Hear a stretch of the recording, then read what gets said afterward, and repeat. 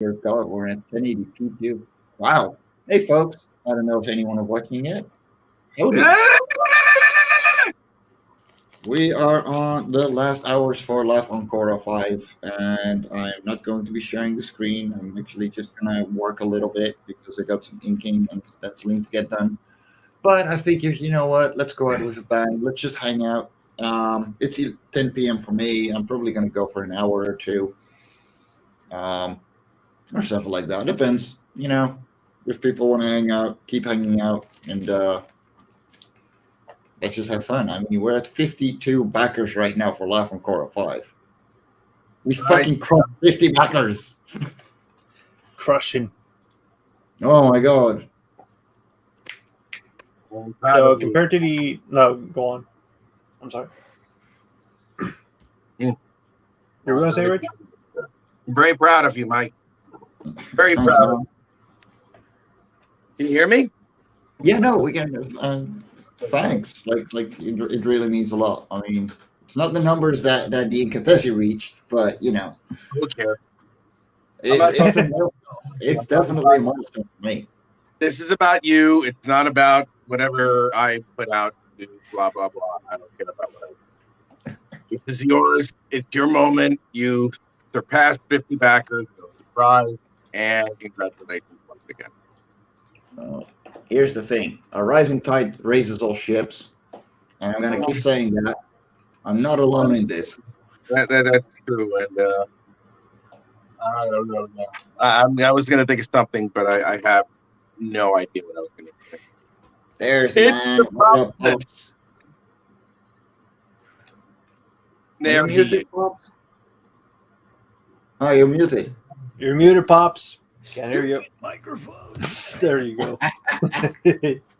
Why don't you just turn the damn thing on before you show up, man? Well, I mean, I'm not used. I had the camera mic for the longest time, where you just pop in and it all comes on, right? And it's like now I have that mic, and when you realize at the end of the show you want to turn that off because you have no idea who's hacking your shit listening in, right?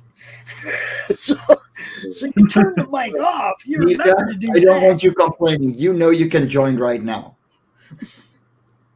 Who's that? Everybody to join because this is a momentous occasion. Yeah, gotta send this one out good. Let me share my screen. Let me show where we are at right now. Did it go over $2,000? Did it? No, it's in euros, so it's definitely not over $2,000. But I mean, I'm still at 52 backers, so I'm satisfied. I'm beyond satisfied. Oh no, you need more. Never be satisfied. I want to hit that fourth stretch goal. I'm serious. Like I want to give people their sticker set. You're allowed to be satisfied when the final bell rings. Don't be satisfied before that.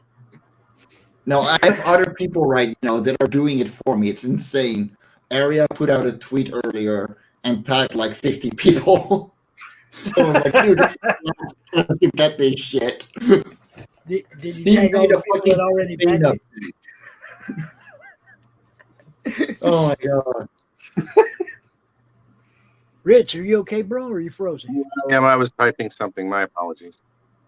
Oh no, your face is frozen. Video's frozen. Yeah. So my face is frozen. Oh, okay. there you go. He's back. There we go. What the fuck happened today? Someone at my job, well, two people at my job actually, they got COVID and didn't bother anybody until like the last possible fucking second. So I had to test myself yesterday. I gotta test myself tonight, and that sucks. So yeah, I'm not feeling that, And the guy is still there; he's still working, and it's like we're in the same warehouse, we're in the same area. I'm just like, man, you're a dick. You shouldn't be doing this. You should be home. Yeah, no, that is the first guy. He went out playing in his band before they decided to lift like all the regulations for COVID and whatnot over here in the UK. So this son of a bitch was out there all over the fucking place. and he's in his 60s. I'm glad he got. I don't want him to get sick, but I don't want to get my ass sick either. And it turns out that I found out that that even though my cancer was like a year ago, I'm still immunocompromised according to my doctor. Yes. So it's like, here the fuck I am. I'm going back and forth. And even though this guy is like maybe 20 feet away from me, he's not wearing no damn mask. He's not taking care of his business. He's not doing anything else. He's just being a dick. And I'm just like, man, I don't know what the fuck you're doing. And that's just not kosher. Not kosher on my end, man. I'm sorry. Nita, don't worry about sexual satisfaction. I got you covered. Also, enjoy my upside down flamingo curtain because I don't feel like putting my webcam on my arm right now. So Mike, you know that's a call sign? I will be right back. I gotta get my charger, and then I'm gonna turn the camera around. I'm gonna draw some shit. Yep. Nita, do I have your permission to broadcast to the Region 2 network as well, by the way? I didn't, or like as a thing, because I wanted your permission first. But since you're here.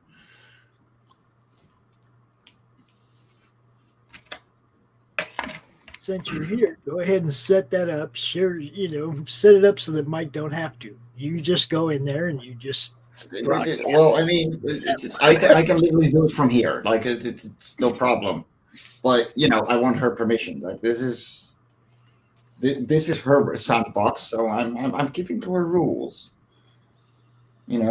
Speaking of her sandbox, did you know that from April 9th we are starting a whole new thing? And let me introduce you guys to Sketchy Saturdays. Yeah, right now. What? What is this? This is going to be a live show by Marvi and I, where we will be inviting guests and just work for an hour and a half, having fun together. So let me show you the intro.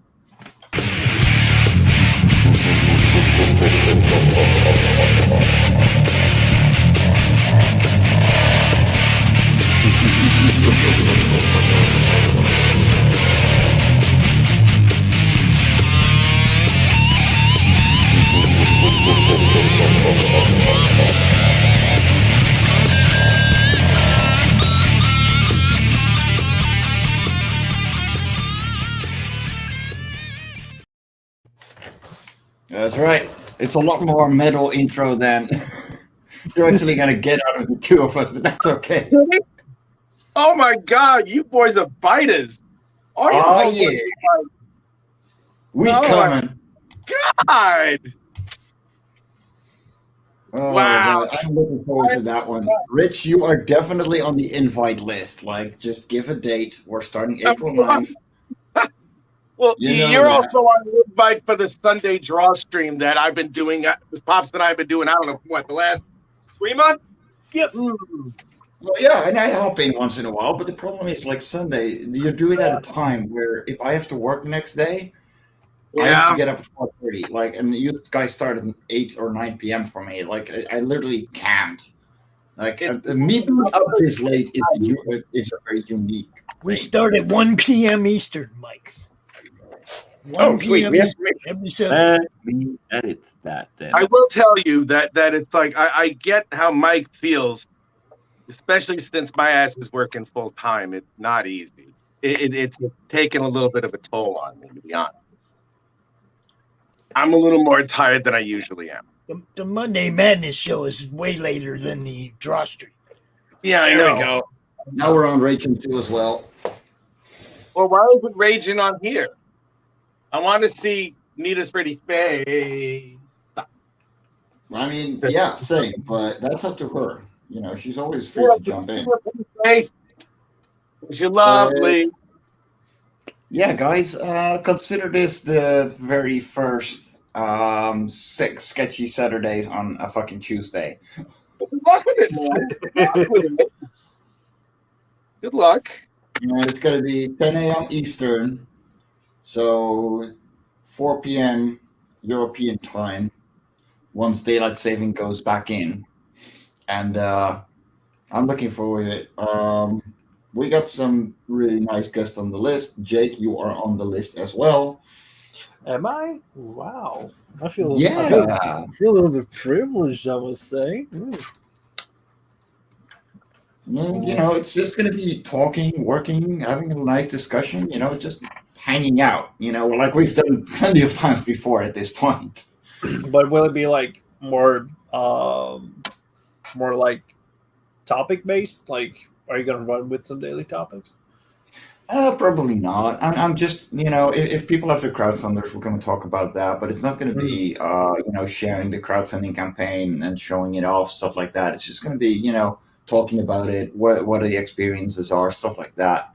Nice and mellow, just getting shit done. It's a Saturday. Most of us are free. If I am on a convention, I will have C. Michael Lanning taking over. Sounds like a plan, like a shared accountability. Yeah, like it's for the fun of it. We need more just relaxed draw streams, and there is Rich again. Welcome back. Sorry about that. I lost a little bit of whatever the fuck I was doing. All right. Well, Mike, I am very proud of you. 52 backers. I'm impressed. Congratulations. You keep getting better and better at this thing. Hey, I'm trying, man. I'm trying. It's building. It's always building, Oh, shit. That's how it should be. I'm hoping I eclipse 4,000K with the next issue of Incantessi, but I'm debating a couple of things when it concerns her. I may shelve her for a bit and wait until release to next year because I need to polish that story a lot. Well, I'm considering it. Here's the thing, right? Yeah. Like, I am not happy with most pages I make for Life On Cora. And here you go. I'm doing a shitload of rain, and that's going to be from page 14 up until page 32. Fuck my life. However, I'm not okay with half the pages I make for Life On Cora. The thing is, I don't look back and just go forward, because I don't have the time to care about it all that much. It may sound cruel, but it also makes me very, very content. Like, it gives me enough incentive to keep going, and it's a good enough. It's always a good enough. Perfectionism, I don't have the time for. And I know Incantessi is your baby, and yeah, it is. It's my you're a good artist. Well, thank you, but you see, I'm not just the artist on it. I'm the writer. I'm also the colorist. I probably got to hire a color. And I'm also I already have someone lettering the damn thing. So it's like, for me, it's like I didn't feel anything was wrong per se with the story. I just want to make sure that it makes sense. Okay. And there may be something else that I've been thinking of doing for a little bit. I'm not too sure. I mean, I'll make it in another month or so. I'll make a decision in another month, depending on how much more of Incantessi 3 I get done. Because right now I'm at 20-odd pages, and that's not going to get released by May, unless I was drawing it every day. It's not going to happen. So it's just like, let me see what the hell I'm going to do about it. But I'll figure it out. I will figure it out. Let me see. Hey, Rich. Yeah. Who is Big D Wild? I'm not telling you. I'm not telling you. That's. I mean, I agree completely. It's everything needs to make sense, and that is worth taking the time on. It does need to make sense. It needs to make absolute sense. And if I don't like the way it's going, or if I feel that I could do something else with it, then yeah, by all means, I'm going to do it, because I want to make sure that it's perfect, because that's just how I'm going to draw her. Because, I don't plan on stopping drawing her. It's just a matter of, like, let me make sure that I put her on the right course of action. And well, the thing is, like, if you have a letterer going, and are considering a colorist, that just means you get more time for the part that I'm very happy to say you shine at. This is the pencils and inks. It's the same thing with me in Life on Cora. I hired a colorist because I don't like doing the colors, and I would rather have someone else do it for me because they do it better. That's true. No, I got to get a colorist at some point. I got to see how I'm going to go about doing that. So, honestly, I really like the way you color the incandescent. well, thank you. And so, what I would suggest is looking for a colorist that doesn't emulate your style per se, but knows how to add something to the bases that you put down. Yeah. I definitely need a better direction, a good direction with the colors, because I can't do it alone. I cannot do it. It was, the second issue was really difficult for me because Jesus Christ, what happened? I with the success of the first issue, and just about everybody saying, when's the second issue coming out? I'm like, oh fuck, now I got to do that, because I'll be honest with you, and it sounds really creepy, but I thought I was gonna die in 2020 because cancer. Mm-hmm. So I was like, fuck it, I'm just gonna do it. At least I'll have something that's some sort of legacy behind me. And then I was like, oh, you're not gonna die? Oh, that's great. Yeah. So I'm like, oh, awesome. I'm not gonna fucking die. That's wonderful. Great. Now I gotta put out shit. And then you're like, holy crap! But like that means I can actually leave something behind. Yeah. Well, yeah. now I'm gonna live, so I'm pleased. Yeah, Pleased no, we are too. I'm sure you are, and I thank you for that. But trust me, no one's more pleased than I am. The world wouldn't be the same without you. I'm just happy I'm alive. That's all I give a shit about. Mm-hmm. Oh boy! So how much more? Let me get to your campaign. Let me open that up. Let me see. Indiegogo. Indigo. Let me throw it in the private chat as well if you need to. If you've opened it before, if you type in tiny, oh, there is Nita. Hello. Hello. If you need to. If you've opened it before, if you type in tiny, oh, there. There's she is. YouTube. Oh, God, there she is. Oh my God, that's so awesome. What? There was a YouTube open.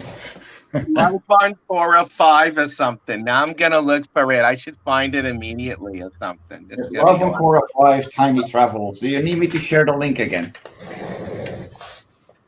I'm finding it or something. I should find it like in a minute or something. There it is.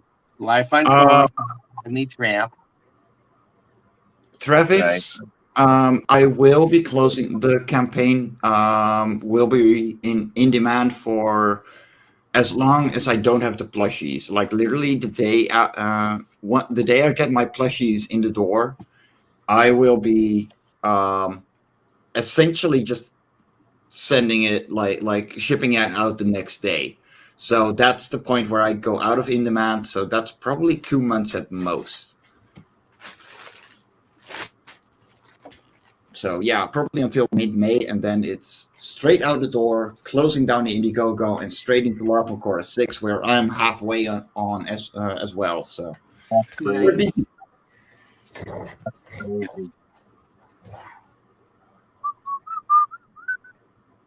So what is Nita up to today? Nita is texting back and forth with her internet service provider because I can't get any more than 3 megabits of upload speed. Oh, wow. And I am not happy paying over $200 a month. I expect to be able to stream whenever the fuck I want, crystal clear. God. Yeah. That is depressing. Jesus. Yeah, I've Fuck. been dealing with this shit for 3 weeks. What is it, Comcast?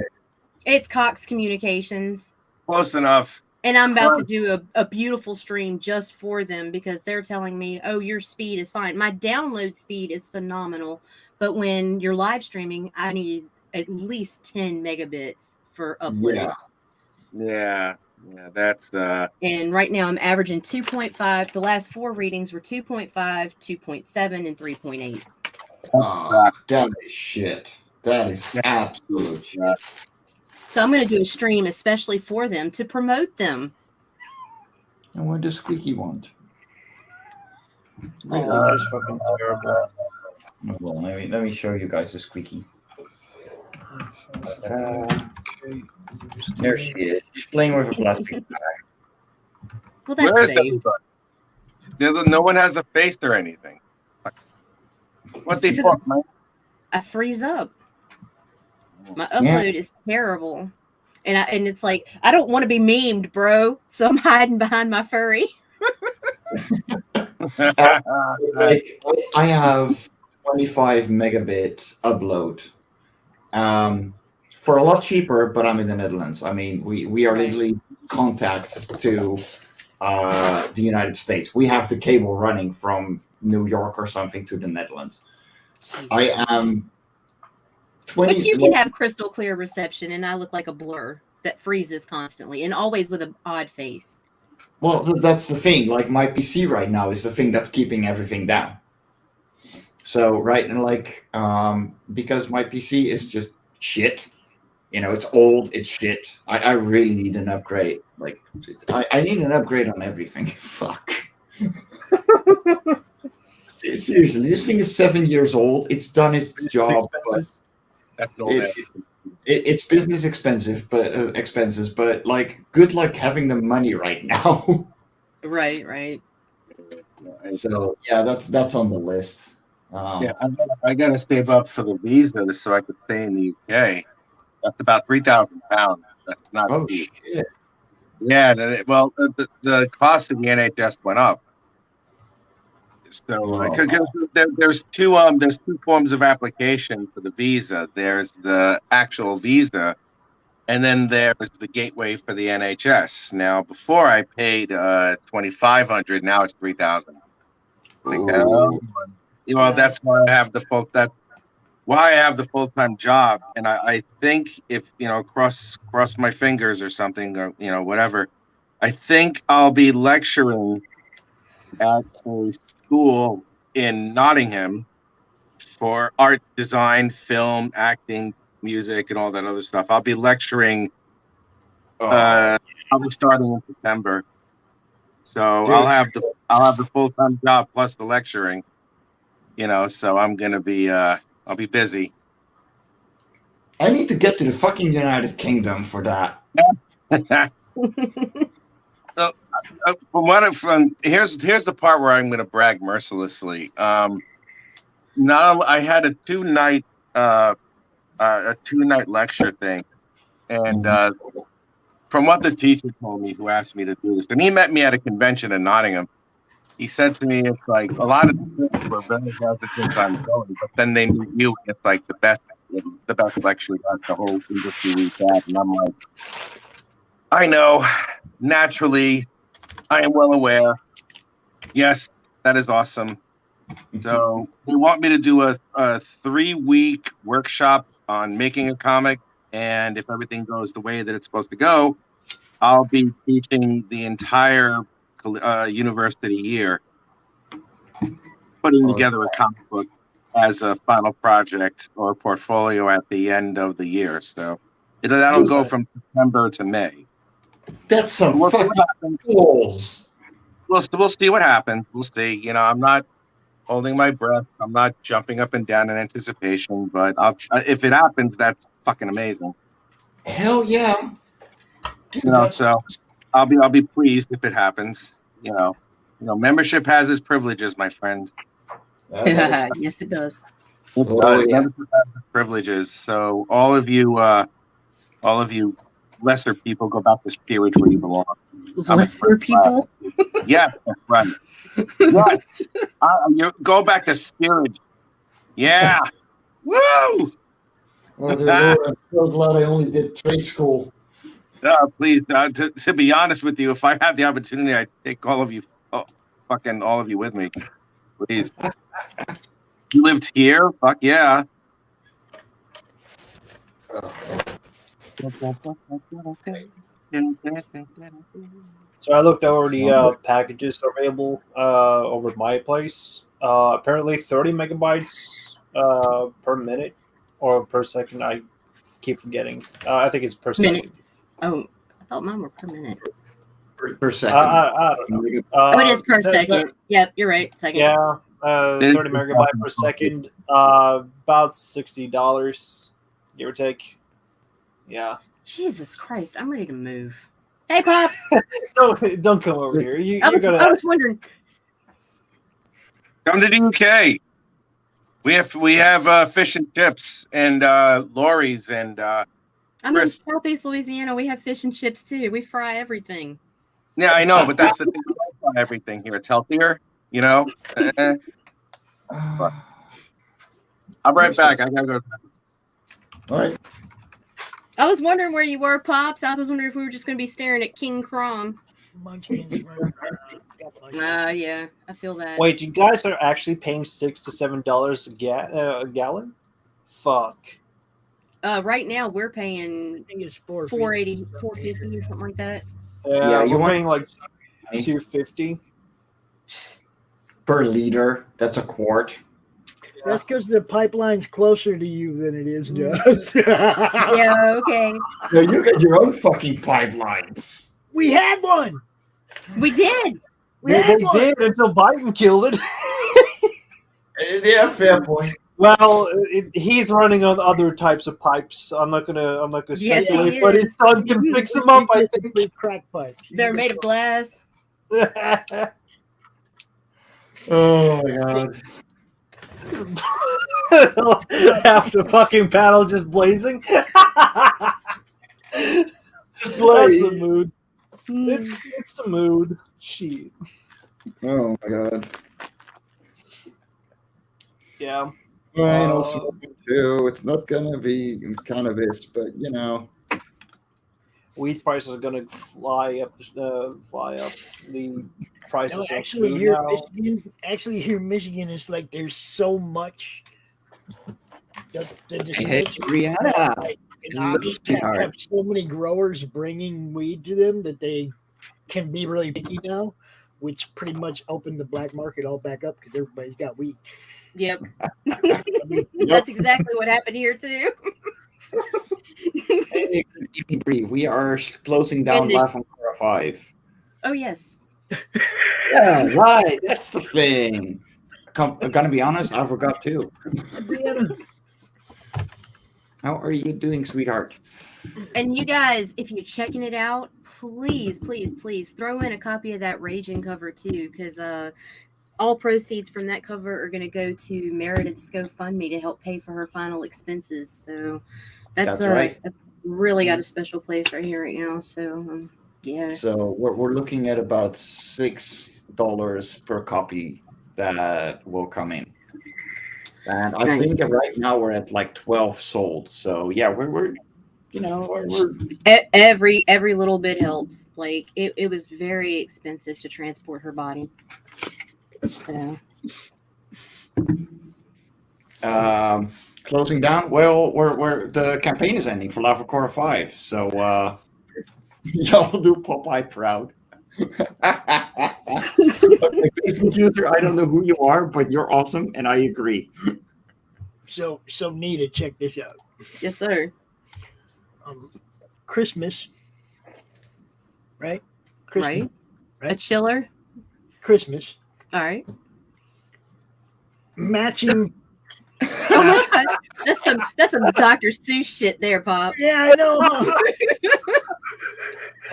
That thing needs a nickname like a Snorkablad or some shit like that. Like a matching set now. That shit will make you see green eggs I did not go buy that stuff. People give it to me. I'm just telling you guys, Look, I bought mine. I swear to God, true story. Where the fuck were we going? We were going somewhere out in BFE.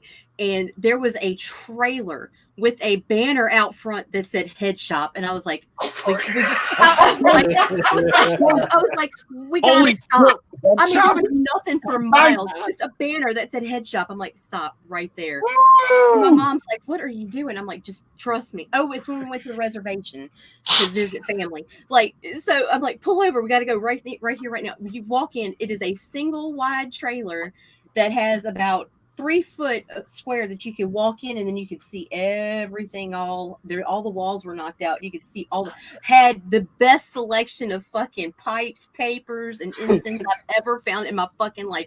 A fucking trailer with nothing for miles on either side of it. You see this, Nita? Oh, that's sweet. You know what it is? Is that a Death Star grinder? Dude, yeah, it's the Oh, Death Star nice. grinder. Nice. I have a Pokeball somewhere, but I would never use it. With it. I would never use it. It's too pretty. Yeah, they did transport Meredith's body to be closer to the place where she was originally from, to be with more family. So that is where her GoFundMe is for. If someone could put it in a private jet, or Nita could share it share it as well, that would work. And yeah, go help her family out. It's really close to home for us, and it really means a lot. And yeah, if you want to help indirectly and get a cool comic out of it, get the Raging AVC variant.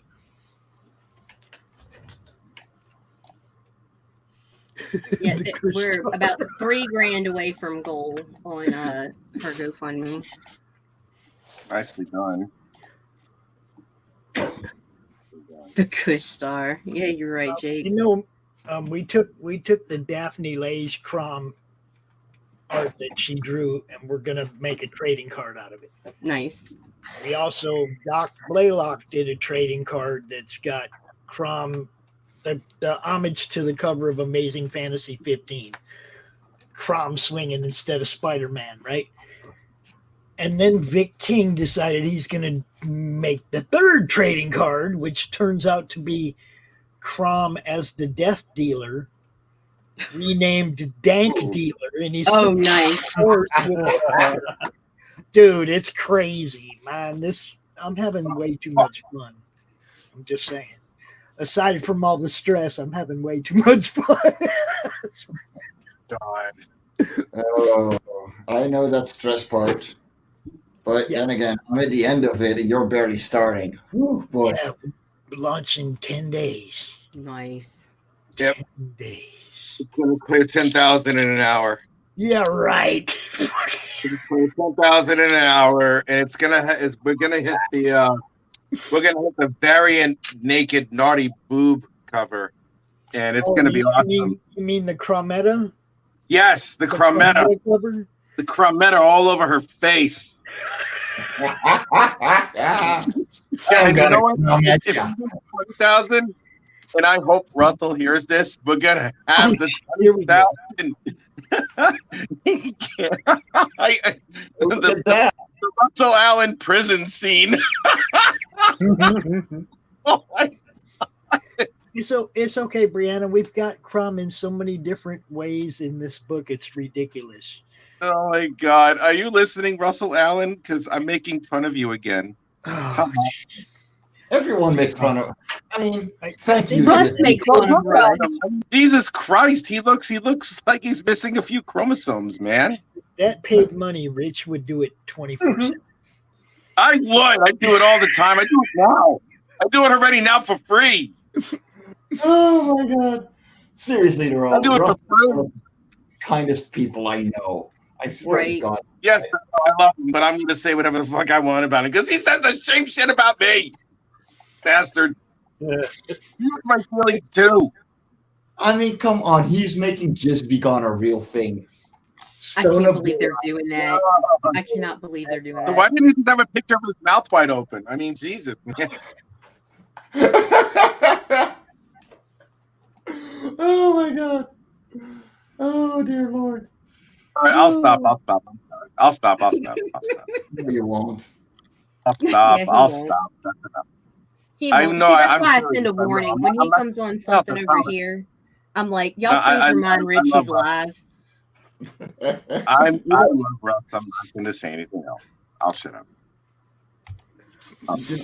By the way, guys, if you haven't noticed, yes, this is TVMA BLSV. Like anything can be said here because dear Lord, can you prove it? Where's the rating? There is no rating on our channel. 18. Where's the visible rating? Bree, I I'm don't not gonna know. swear until I see you. Probably an hour or two, so probably until 12. Since we're in the same time zone, like it's going to be midnight for us probably. I just want to get some work. Is he really going to go live with some? Is that like a real thing? Seriously, what the jizz being on? Is that a real? Is that an actual? Yes. thing? Tiffany is making novelty towels with semen on them, like little semen. Wait a minute. All right, and they have a tumbler with cum glitter. I swear to God, inside the tumbler, you shake it up and they swim. It's beautiful. You know, here I am, I'm feeling bad, and then you're like, "Oh, she has cum glitter." You know, I'm just like, she has cum glitter. Rich, the logo on the towels is like Ghostbusters kind of, you know. Yeah, I know. With a jizz on. I couldn't stop laughing when I first saw that. I couldn't either. And then when Stone starts his spiel, he gets in there. That dude's so quick-witted and fast. It's hilarious. Oh my God. Easy. He really needs to. My God, he really needs to get laid more. Stone? No, you don't say. I know. I should talk. I should definitely talk. Oh my God. You guys are awesome. Alexa, stop. Oh, there she is. Finally. I was on earlier. It's picking up a little bit. I'm at like 5 Mbps right now. Okay. I got you covered. With the avatar, yo. Now you're all rated TV with PBC. Pasting shit and coming. There we go. I'm filling in for Stone today, so I can only speak from speak for him by just saying that type of stuff. I'm not going to do much of like lusting after women and all that stuff. That's more like his stick. But the cussing, now that I can do. I can do both. I can lust and cuss. We have the technology. Yes. I can multitask. We weren't meant to have this kind of technology. Cavemen as we are. So I had somebody ask me last week, or ask out on Twitter. Somebody said, hey man, anybody want to be on the show? Want to be on my show? I was like, sure, I'll be on your show. So at 6:30, I'm going on a YouTube channel with 3 subscribers. Y'all need to come watch. Oh my God! Are we sub-shaming now? No, I had no idea. Hey, we all start somewhere. We all start at 0. Stop. I didn't know. A couple of months ago, Pops went on about Ethan and Sky for not sharing down, passing down viewership down to other types of channels. And now we're going to sub-shame? No. Sub-shaming. I'm going on his show. I'm saying help him out. Let's get some subs, just like I do for everybody. He's a barn. Give us the link. Okay. I mean, I didn't look at his channel and go, oh, hell no. You see what I'm saying? No, hell yes. And I'm like, damn, dude, you need some subs. You're fucking right, Sean. It's the fucking best. That's right. Fucking yeah. Fucking A, man. Fucking shit ass fucking cunt slut dick. By the way, guys, for the stream. And we're no longer on Facebook or in China. Shit, this cocksucker motherfucker tit. Damn, Pops. You've been That's premeditating the old George that one? Carlin deal right there. I mean, the 7 words you can't say on television. Yeah. I was just thinking. Oh, yeah. I still remember all that shit. And tits doesn't even belong on the list.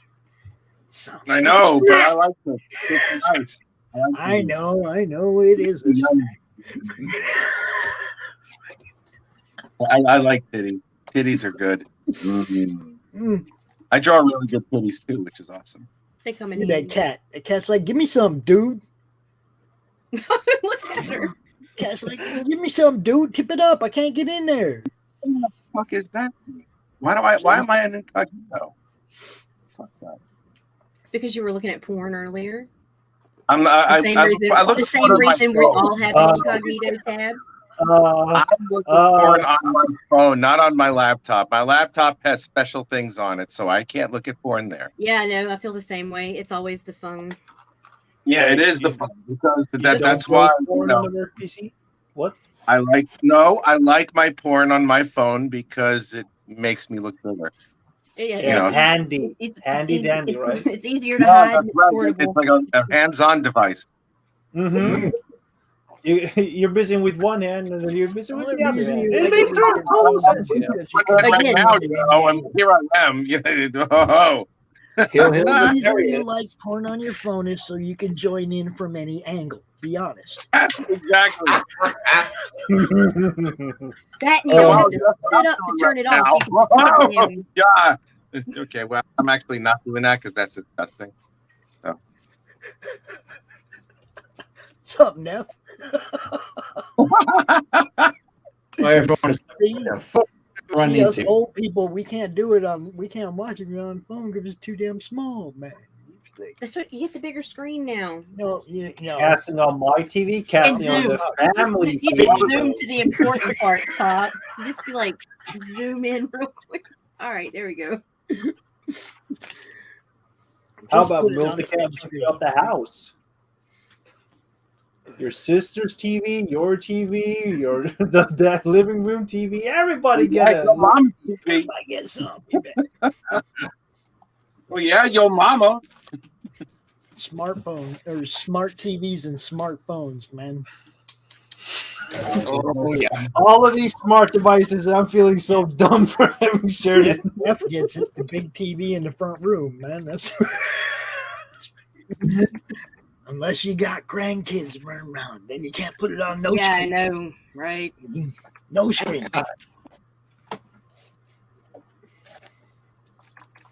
Especially because, like, in my situation, they come sneaking up behind me here. Oh, God, all the time. All the time. I can't be doing that shit, man. Yeah, I had to get a lock just because of the business I have to do sometimes. It's like, you got to stop. There's a spot marked on the bedroom floor where you don't come past that point without asking permission first. I used to have plenty of spots on the bed. Tape spot, Rich. Tape spot. We don't. Okay, all right. I wasn't sure what you were talking about there. You know, there were a lot of stains on the floor like that. God, man. I mean, I didn't have a sock ready. You know, maybe I should get that Jizz Be Gone thing. You know, so I don't have to step in it anymore. You need a Jizz Be Gone. There you go. Yeah, I'll get the Jizz Be Gone thing, so like I can have a floor that looks the same instead of like a Jackson Pollock painting. Wow. Coward. Coward, you're not growing your own shrooms on your floor? No. The wet spots on the floor needs a little bit of growing, is what I'm saying, dude. Oh my God, that's funny. Well, actually, I do live like sort of in a perfect condition. See, my house is built on top of a fucking well. So I could just through the cracks of the floor, drip down to the moist area, and I'll be having a fucking forest, and I'll be selling psilocybin all day. Oh my God, help me. Yeah, Sean's right. Those are the 4 best cursors in the history of the world right there. Oh, yeah. Who is the best cursor? My favorite, though, is Betty White. Oh my God! It wasn't cool with Betty till she got old, though. It was just like it was only cool once she got really old. Yeah, and then it was like, God damn, Betty. When everybody just remembered her as Rose, that's when it got cool. But George Carlin, what if we substitute the word fuck for the word kill and all those old movie cliches we used to hear? We gonna fuck you now, Sheriff. I'm gonna fuck you slow. I remember that. Oh my Dude god! could just rip up the language. It was great, man. He was the best. Oh, man. I don't even want to know. Words you can implement anywhere in a sentence and it will work. Yeah, It's awesome. Yeah. Fuck. What am I doing? Okay. It's an ad. I mean, it's a noun. It's a verb. It's an adjective. It's a state of being. You can be fucked. Fuck. I'm fucked right now. My PC is fucked. I'm fucked. We're all fucked. Can't be fucking bothered. No. I mean, you can be physically fucked. It can be a state of being. I mean, there's so many different ways. It can be a verb. It can be a fucking. Oh, sorry. Yeah, verb, adjective. Damn right. Yeah. And you know where it came from, right? It's the court term for unlawful carnal knowledge. See, I thought it was fornication fornication without consent of the king, or under consent of the king. Wow, man, something. For unlawful carnal knowledge, it's bringing forth knowledge into the courtroom. That might be a little spicy. Hey, it's your tomorrow, right now. Because back in the day, they didn't bring the spicy into the courtroom. They just went, it was for unlawful carnal knowledge, whatever it was. She was messing around. He was messing around, but whatever. It was stuff we won't talk about in the courtroom. So now they talk about everything. They do. By the way, I know I'm on a bunch of degenerates, but the comic that I'm trying to promote here is not just for degenerates. It's for the innocents. It could be made into one. I'm not going to say. No. No. Even Daphne made a variant cover that was safe for work. Right. And it's so cute. Well, what did she do? How did she make it not safe for work? Did they have little? You could also do the alternate universe story. Well, makes your bugs really spicy. No, we'll have to ask Ari after that one. Look, guys, you can get yourself a plushie. They're already being fabricated. You can pose the ears, and she is adorable, and I love Etsy. Nice. I got one. We still got plenty available. They're currently being made. I am closing down the in-demand campaign after these come in, and literally the next day they're going to ship out. Nice. So, yeah, this is awesome. Literally what we're waiting for. Right? He's so cute. I know. Yeah, nobody needs to Rule 34 Life on Cora. We don't do that here. It's innocent. Oh shit! I'm gonna try that now, Sean. I'm gonna try that. Oh my gosh! I want to read the comments. Oh my god! And drink. Yes, Captain.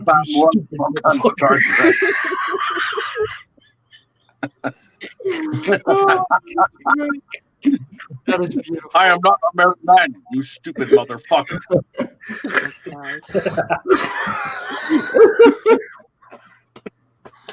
Oh my god. Y'all gonna kill me. That is funny. Oh Jesus. We don't need to die for views now. I'm gonna make some coffee. Be right back. Where are you going? I'm gonna try that. That is funny. Mike is getting coffee. Meanwhile, the lunatics are running the asylum. So go back to Life on Cora 5 and make freak Mike out. Let him come back and have the backer count go up. Somebody go back this book. Back it up. Yeah, do it. $2,000. Can we see how excited he is about 52? Can you imagine how excited he'll be about 53? Come on, yo! Right? Just $65 until $2,000. Come on now. You know, a couple of those Jizbegon towels. Oh gosh. Oh, Actually, I'd rather have the bra and panty set from Brink and Fetch. I'm just saying. the scratch and sniff brown. Yeah, scratch and sniff panty Oh, set. God. I wonder what it's gonna. Is it gonna smell like Mike? I sure hope. Come on. Oh my God. Oh, How Jesus. would you know, Rich? Well, I don't know. I mean, that's what I heard. How Russ would told you me. know? All right. There we go. Oh boy. Yeah, dude, we just told everybody to refund. Whoops. Cool. Sorry. Oh, so it means that you're going to pay for everyone else. Okay. Cool. How nice. Oh man. All right, let me show off the campaign real quick while we're at it. So the guy whose channel I'm going to be on, he just posted on Twitter. He said, "Come out later. Pops is going to be out here, and he's going to take my StreamYard cherry." And I was our interview Oh, cherry. Wow. Hold up. So I went out and I posted, "Nah, I'm going to pop that." Wow. I'm going to take it. I'm going to pop it. You're gonna take his cherry pops? Jesus Yeah. Christ! You met the guy. Holy shit. God damn. So, guys, 10 hours left. We need more backers. Come on. We need more 10 backers. hours. We can do this. 10 Just, hours. you I know, want if to see you're- 60 backers when it's over. If you're on Twitter, click this little button right here. Share the campaign. It really means a lot. And all variants are the same price. I got quite a few, and all of them are just too adorable. Let me go and scroll down for that one. Da-da-da-da-da. And if you're wondering what the hell is Life on Cora, it's a series of short standalone stories where on an alien world we follow a new kind of creature every single issue. So in every book you're going to have your own little story. You can read them in whatever sequence you want. And every single one of them stands so well on their own. It's incredible. I love my writers. And if you get this variant, the Rachel AVZ variant, I'm going to send the proceeds to Meredith Logren's GoFundMe because I love her. She is awesome, and I want to alleviate some of the funds from her family. And I just love these covers. You're going to get some really awesome art inside. Oh, and we lost Nita. Uh-oh. She'll be back. Wow, Nita. Nah, she was doing a call. But seriously, all of these are just too fucking adorable, and I want to hit that 2,000 stretch goal. I'm going to give everyone a sticker set if they do. And, of course, if you like plushies, this is the time to get them, because they're not going to be available forever.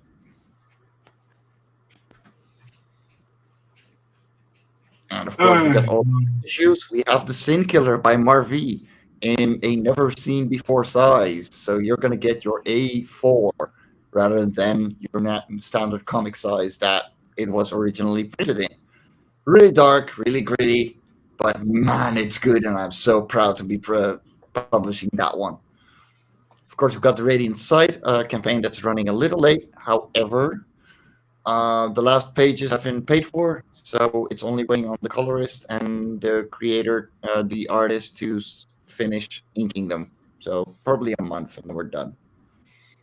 Of course, we made anthologies, everything about coffee, 11 Flying Words, which is 11 short stories by 11 writers, and My Cup of Tea, because, yeah, people started complaining that they didn't like coffee, so I had to make a new one. Yeah, I know. Those people better buy that book. I'm just saying. They did. No, the problem was, like, the time, like, we finished right after Dutch Comic Con 2019, and right after that, COVID happened. So we have like 300 books of it laying in our basement in 18 fucking boxes. And you're getting a big book. If I recall correctly, it's 120 pages. And yeah, we got stretch goals unlocked, and we're just gonna move forward. We're gonna be in demand for 2 months, but I want to hit that second stretch goal before the night is over, if I can help it. Mm-hmm.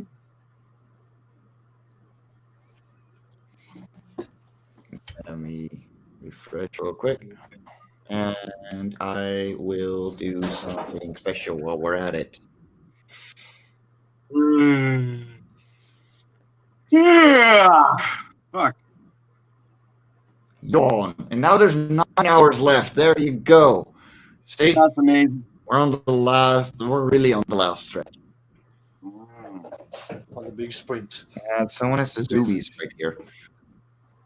We're on the sprint. We're on the final stretch. So, Dave. Coffee yet? Oh dear Lord, I didn't even make it actually. Hey, Dave, how's it going?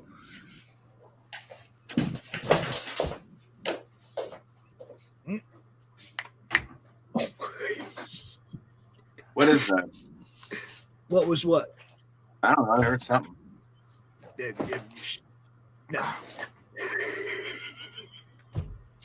No, I will be in demand, Dave. I will be in demand until the plushies come in. I think that's around mid-May at latest. After that, the campaign is closing, and I'm going to send everything out pretty much the day after. So that's your grace period, however long it takes the plushies to get there. Yeah, exactly. Could be like 2 weeks, could be a month, could be 2 months. I don't know. It's from China, so it's it's out of my hands. But they're high quality, they're good shit, and go get yourself one because we still got plenty available. Because right now I think there's about 20 claimed, and I'm making 100. Could be 6 years. Dear God, no. In that case, I would refund. Like I would send people the comic first. Dear God, I'm not gonna make people wait for fucking 6 years. Are you insane?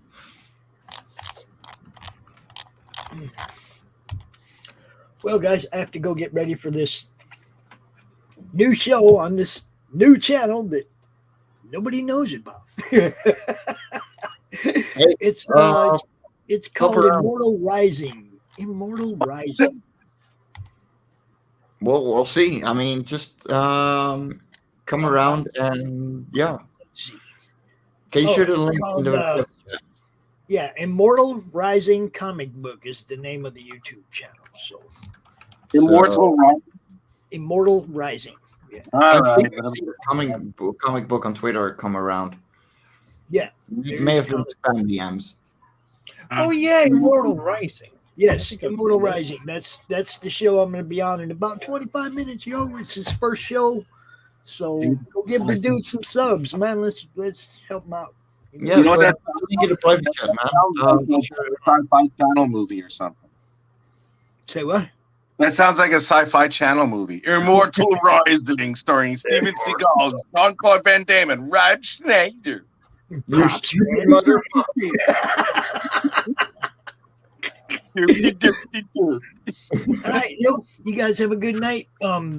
This thing ends at 4 a.m., y'all. This thing ends at 4 a.m. and then, like you said, it'll be at demand until the plushies arrive. But don't wait. Get him up over 55 backers and shit, and up over 2,000 for up over 2,000 euros or whatever it is before this thing's over. I like seeing Mike's big ass smile when he gets more backers and the shit keeps going up. I like seeing that. Oh yeah, you know it. Great ear to ear. Thanks, Jake. I think that's the link. Yeah, go check it out. Yeah. You guys have a good night. Peace. Easy, dude. Jake, can you share it in the private chat as well so I can share it to my own? Hold up. I don't think you're. Boop. There we are. Thank you. Perfect. There we go. Give this guy a sub. He is just starting on YouTube, so he deserves the love. Deserves the love. So I had my cat distract me when I was making coffee, So I walked back here, started talking to you guys again, and then I looked over, going, "Why is my house not smelling like coffee?" So I put the coffee in the filter on top of like the kettle, Mhm. and then I forgot to put it back in the coffee machine. So it's just standing there. They're like, "Yeah, no, I'm coffee. Someone wants to drink me. Could be any day now. Once I get heated up, Yeah, any day now. any day now." But Any second now. Any second. and yeah, if people want to hop in, all right, Sean, stay awesome. See you around.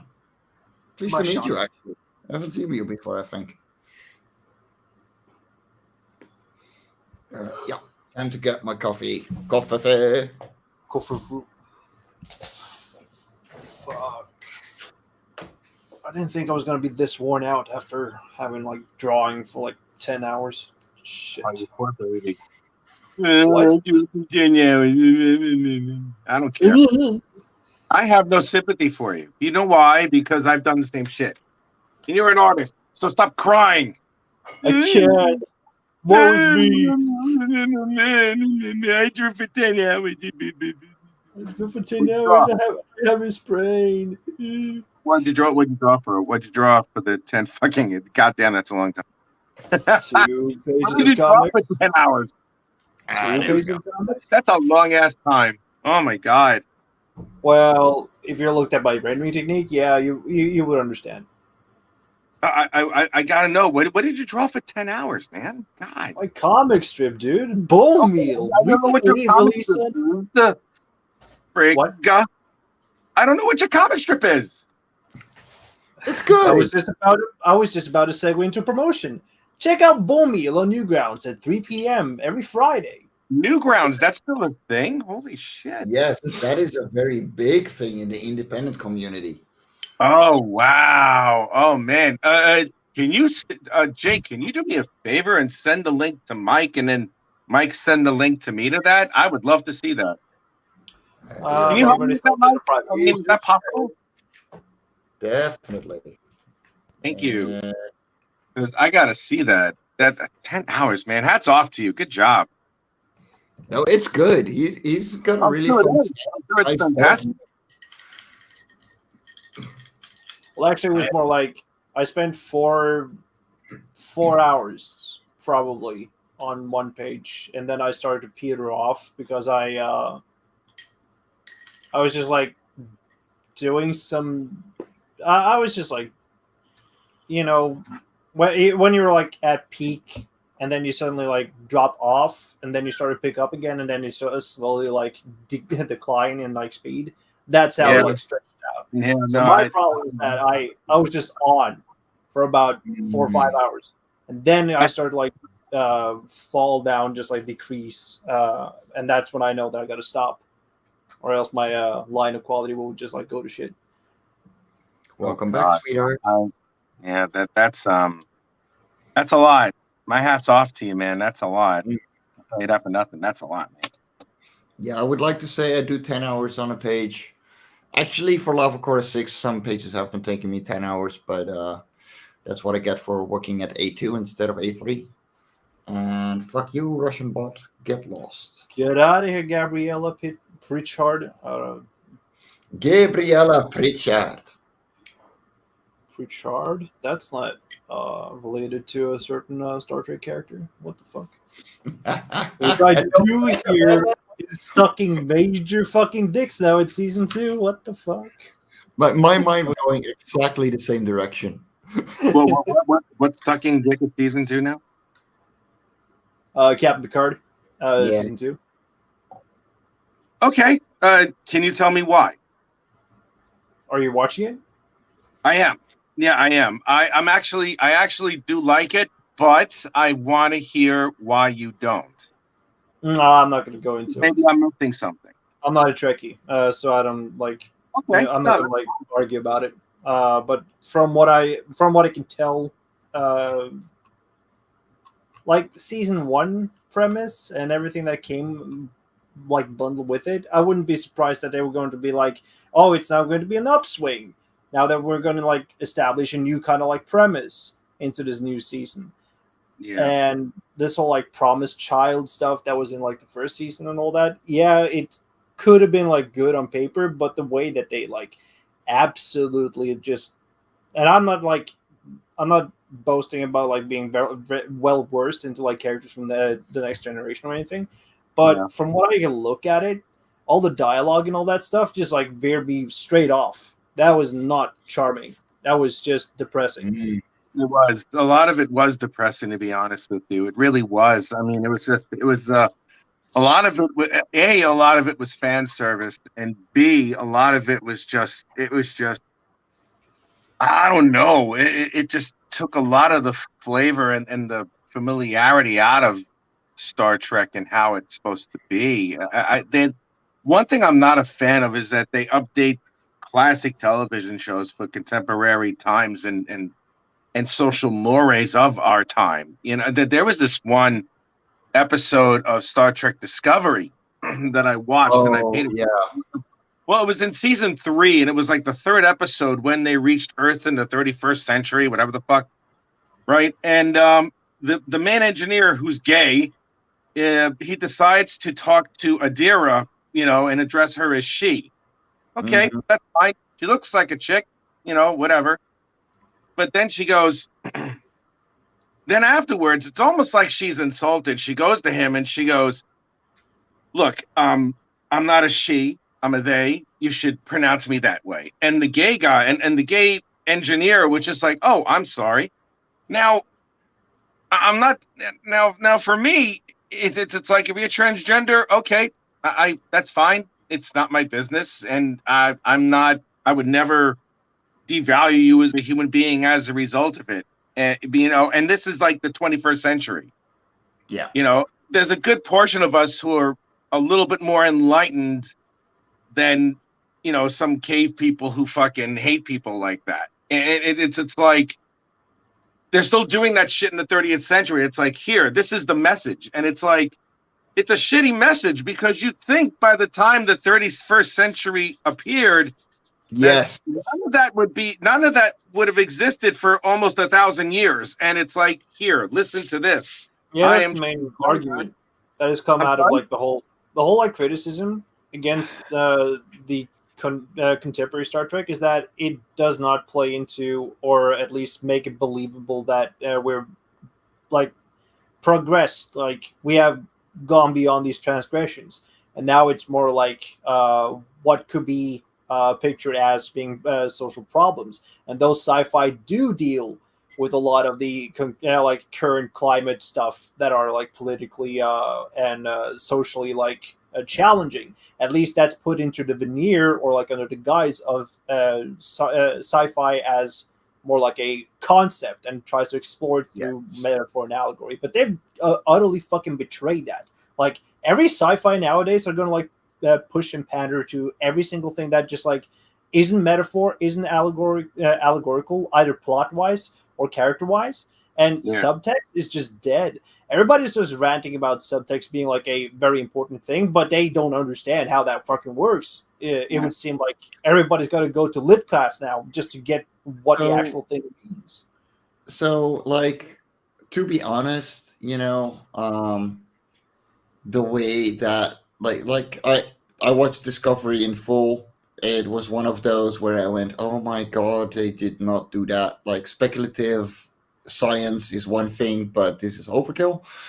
And with me, I'm not a huge fan of I'm sorry, you know, it's like Michael Burnham is now the greatest thing that Star Trek has ever had in its entire fucking existence. I mean, she's Captain Picard, James Kirk, and Tony Stark in like less than 2 seasons. Yeah. I'm like, really?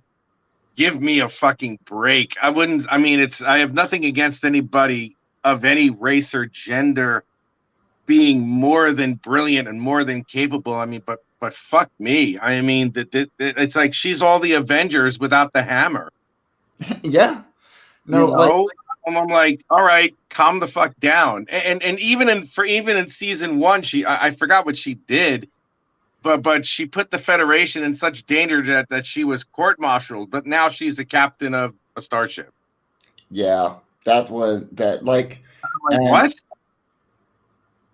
Okay, so from like the first 5 episodes or something. Okay, Yeah. she was everything but Captain Material. Yeah, You know, exactly. like, Exactly. And now she's the fucking absolute.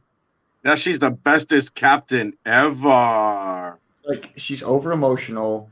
She Yeah. is irrational at moments where at critical moments. She doesn't put her crew ahead of herself. No, she does not. Yes, exactly. The Mary Sue was fucking real. Dear God. And don't get me wrong. I actually like, for the most part, Discovery was a pretty decent series. It wasn't too badly written. It didn't feel Star Trek, but as a sci-fi on its own, with all the wokeness put aside, going, okay, whatever, this is the agenda of today. I'll take in, like we in the early 2000s, we had gay being the most funniest joke adult writers could come up with. This is today. Whatever. I don't care. Like, whatever. It wasn't the worst show I've seen, because there's some bad ones on Netflix.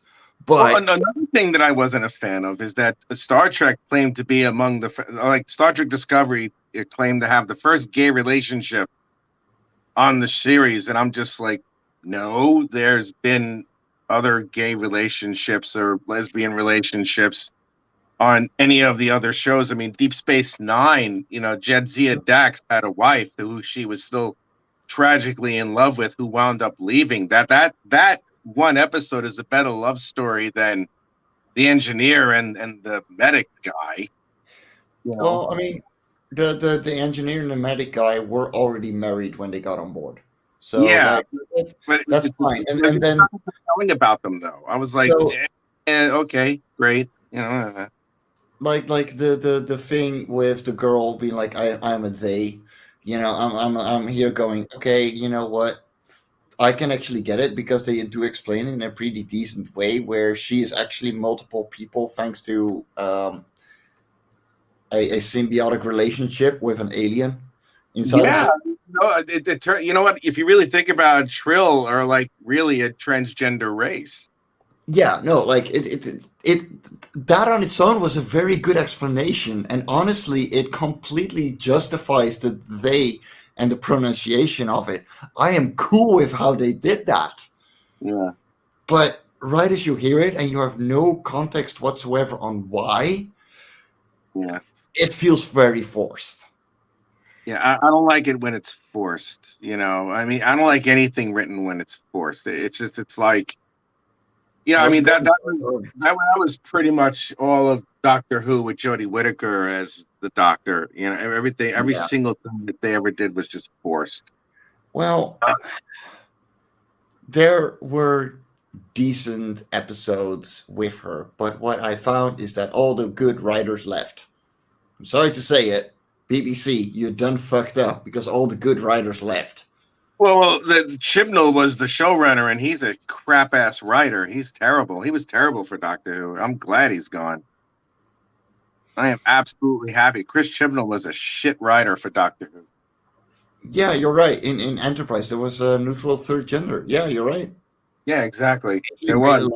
It's like all these subjects that Discovery claims to be so groundbreaking. It's like it's already been done. Yeah. It's like we have the first black captain. There was Cisco.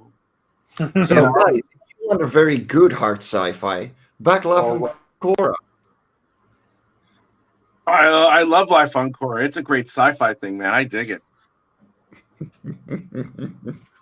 Glorious segue. Glorious. Glorious. Yeah, we're only at 9 hours left. Dear God, time flies when you're having fun. You're gonna do. I'm proud of you, man. Congratulations, dude. You did great. And we actually have a new contribution. So let me read. What? 53 then. Oh yeah. And who might that be? Oh, shit. Mrs. Chubb, thank you so much. You are awesome. I love you. And that puts us over 1,800 euros. Dear God, we're less than 200 away from our next stretch goal. Yay! I am pleased. Janeway was best captain. Why? Coffee. She loved her coffee. And I agree 100%. Hey, Mike, I got to get going because I got to go to sleep soon because I got to get my ass up for work. Like 5 o'clock in the morning. I am very proud of you. Congratulations. And I'm going to see you again very soon. I'll see you around, man. You know, just hit me up. You know, I'm usually just... I'm one of those horrible friends that have problems, you know, connecting with others and keeping that connection going. Hit me up anytime. Marv does it too, and I'll actually, you know, I'm usually here. I'm just, you know, I'm not very talkative. I'll reach out to you. Don't worry. I've been super busy myself. Trust me. Trust me. I'm super busy myself, but I will reach out to you very shortly. And yeah, dude. Jake, it's a pleasure to meet you, man. And I can't wait to see your stuff on Newgrounds. Yeah, same. I'll see you cats later. Yep, goodbye. Stay awesome, guys. And then there were two. And then there were two. Two. Well, I mean, you're left with the best, so you know it's. Is that a give or take situation?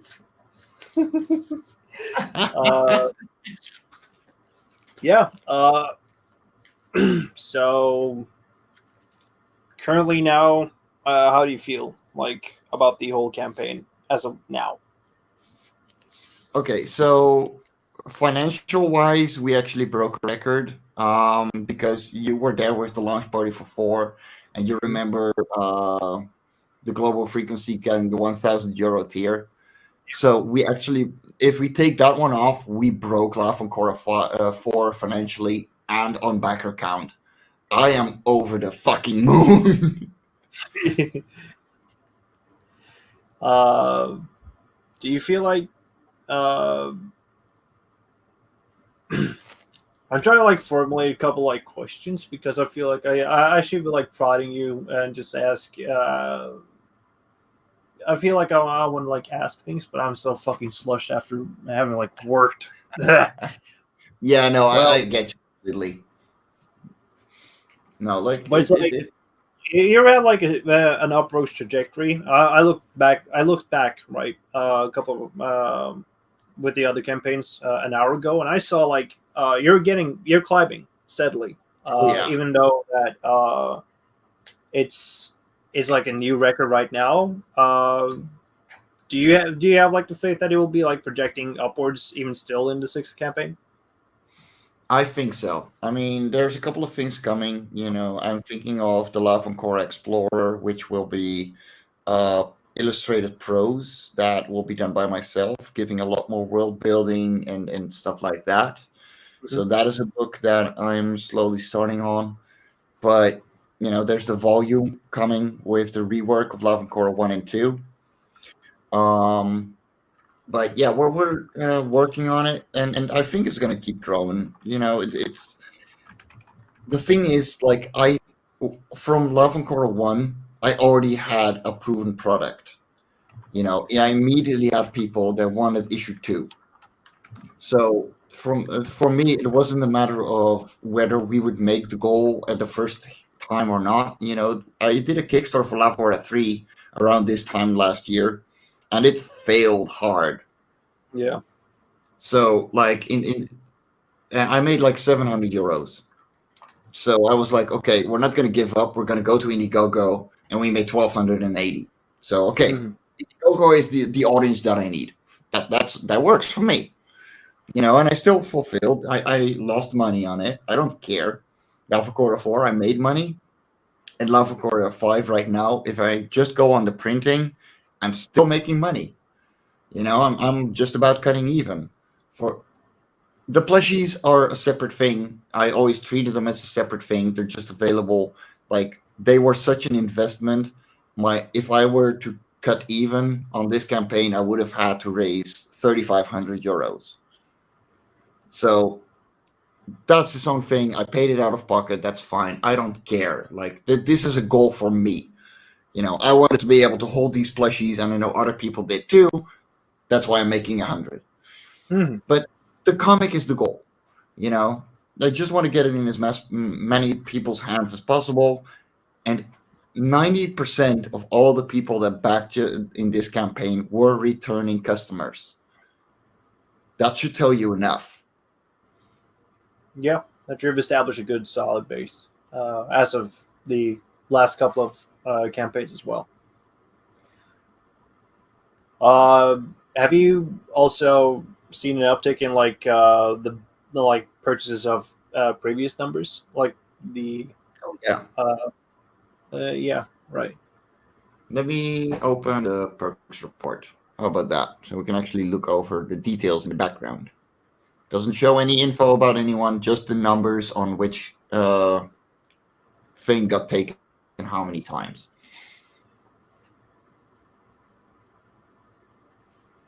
Yeah, we don't want to like dox the last hour.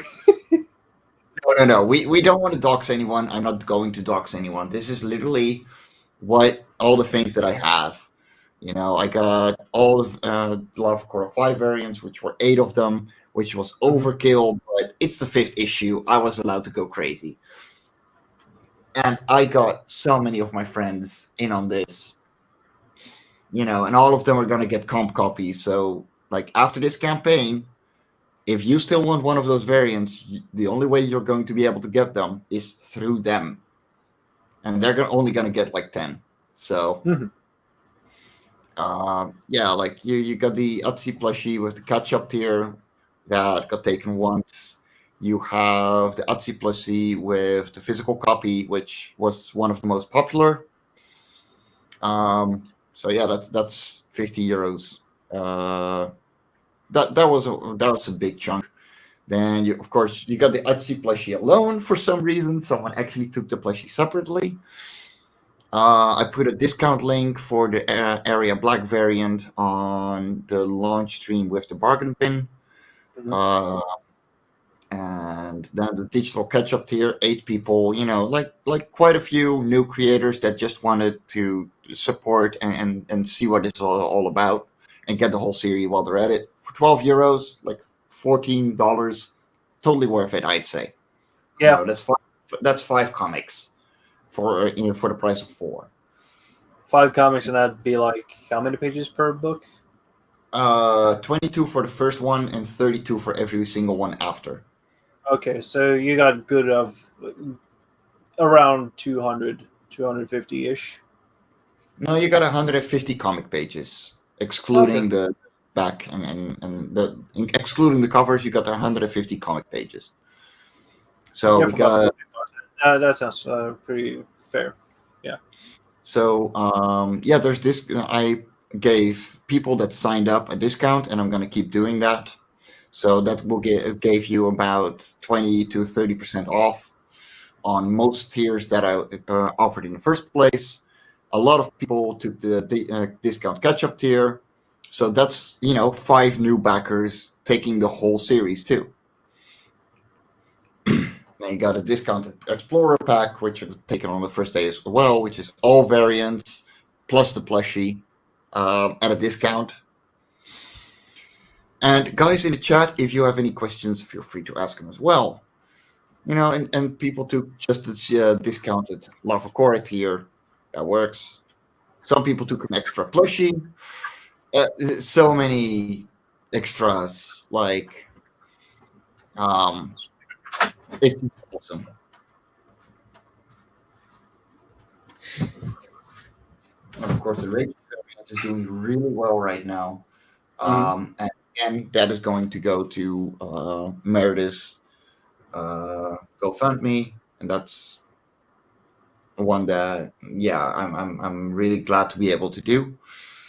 Yeah, I gave an extra high discount during the Global Frequency launch stream, which was right after we launched, and that would give you an extra discounted plushie because the Frequency chick got an awful plushie on the last campaign for Octas, the rock dude from Love Cora 3, and that's the least I could do to make up to them. Like, they have been so supportive that and yeah, like they Lava Core 7 is going to be made by the Frequency chick, so I'm looking forward to her story. Wait, the whole like writing and everything? She is going to do the writing. That's right. Nice. Now I got excited. That was the 1,000 euro tier that they took on Lava Core 4. So yeah, I remember. So I'm halfway through 6. I gave her a deadline, which is about May-ish, where I should be done with Lava Core 6. And then I can start editing, storyboarding, and just get to work on her story. Okay. Yeah, there's a ton of physical copies sold. A lot of the Radiant variant had a discount as well during the launch stream. People pre-ordered the Radiant site because that one didn't go in demand because we didn't make the goal. It's still in production or late, but it is coming. The last pages are actually paid for right now, so we're just waiting for the artist to finish inking. And yeah, you can get the Singular as well. So yeah, there's a lot. Someone actually took the full Explorer package too. Holy crap! I didn't even notice that. Wow. Yeah, it's incredible how much support I got for this series, and it's nearly 5 years ago, I just decided I want to make a true fantasy. And started sketching a weird world, and my ex and I just started speculating on biology on it, and to see it hit like this is incredible. Yeah, it's sort of like a journey that is sort of like an unexpected one that just like came about probably at the right time, and you never look back. That is very admirable, I think. I mean, issue 1, my ex wrote almost completely. I put in a little bit of improv dialogue that turned into Lava Core 2, but essentially Lava Core 2 was completely written by myself. So she only made a template on a Google spreadsheet, and I had to make the script completely on my own from there. And then she just stopped writing as a whole. Like, she was just done with it. She didn't like the series anymore, and I was like, no, we got something going here. I've seen the people smile reading this comic on conventions. I'm not quitting this. So then I got Martin Fisher on. I got Kimberly Kovac, the current writers, and they just do phenomenal jobs at the writing. Like, they are both wonderful, amazing writers on skill levels that I never expected, and to see them, flourish in the sandbox I created is awesome. And yeah, I got scripts up to 11. Like, the issue 11 is scripted out and ready to go. It's incredible.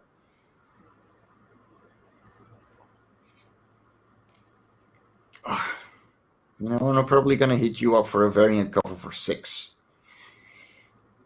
What? Yeah, you didn't know it yet. What? I do like your style. You might not know it. Oh, bro, what the? About you as well. No, my horror shows are not suitable for this kind of like stuff. You probably see my other works on my New Guys account, but I cannot draw cute. Okay, Dude, I can. What? Have you seen Marvi's variant? I mean, are you kidding me? He made much horror shit right there. Let me show you. There it is. Like, this is Marv, his variant. Yeah, I guess Like, I guess I could probably get off then by doing my own stuff. Just it's the thing. I want you to create your own thing. all right. That's the fun of it. It needs to resemble the creatures, but however that resembles, that completely depends on you. Like, every single one of these iterations is completely different, except for my own two. That's the fun of it. I love seeing the different styles and people just going crazy with what I'm creating. Like night and day between Daphne and Marvi, and then I'll be another honest, night. I do like that adorable playtime cover. I know. It hits so good. Like the style. And That's Gladys is a wonderful friend of mine, and she just does, like, she knows cute. She has absolutely nailed the kawaii style. Yeah. And I could not have her do a variant cover. And yeah, she delivers. Like, she is going wholesale with her characters. Like the little cuties in the background, like those are going wholesale in all kinds of stationery and stuff in the United Kingdom and in China. Like, she's got her own line with these creatures. Mm. But I would need to like take a look at the creature that would be lined up for the 6th issue, and then I'll have to like think of how I want to like solve the thing, because I don't want to like encroach on anybody's like ideas until I've consulted at least. Well, I mean, yeah, like that's the thing too. Like, I'm only like barely halfway done with Life On Cora 6, and once I'm done, like, I actually start looking for variant covers. Like, I don't want to send people work while my own work isn't done yet. So, like, for Life On Cora, I got the variant covers once I was done with all the pencils and inks. My colorist wasn't done yet, but that's fine. Like, the colors don't matter all that much. But the comic was complete. And yeah, like this is going to be completely birds this the next issue. So it shouldn't be too hard. Birds, you say? I actually have a little like series that I'm building up right now that is only about birds. Yes, exactly, Brie. So such kawaii. But yeah, no, like she actually got the stickers separately, so that was the 3,000 euro goal. Let me scroll down. Here we go. If we reached 3,000, we would get the QT stickers. Sadly, we're not that far yet. I mean, we haven't even reached 2,000 yet, but I am satisfied. Like, this is breaking goals left and right, and I'm just happy with the support that we're getting. Yeah. And y'all are fucking amazing at the support and sharing it out and how much you like everything. So yeah, I'm enjoying my life. It's Just living it. yeah. Feels great, right? It is. Bree, Bree, I don't really do merch at my booths. I only do the comics. Ooh, what is that? See, this is how I draw birds. That is nice. Oh my god! That reminds me of the old Nintendo DS animation program where you could make like little with the bird. I love that. I love those things. Yeah. So it's just like lines, just like I try like I've been practicing like drawing one line, one continuous line with like legs and body, and then just like adding a couple of like facial expressions to them. But they're not very complicated. But I really like doing that because you get a lot of practice with them in like three-dimensional space. It's basically like practicing fundamentals. Yeah, it's practicing basic shapes. So I try to like bend three-dimensionality with two-dimensional lines. So these are the birds for Life on Cora 6. Okay, I can't replicate that with that style. No, sadly not. If you were able to, I would have mad respect. I mean, I would have to get really clever about it.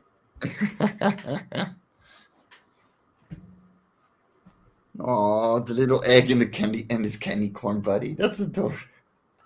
Yeah, I like my sketches are like built up with like tubular forms and squared shapes and sugar cubes and all that stuff. So they all have like different types of like sizes and forms, but they're really fun. I've not had like that fun.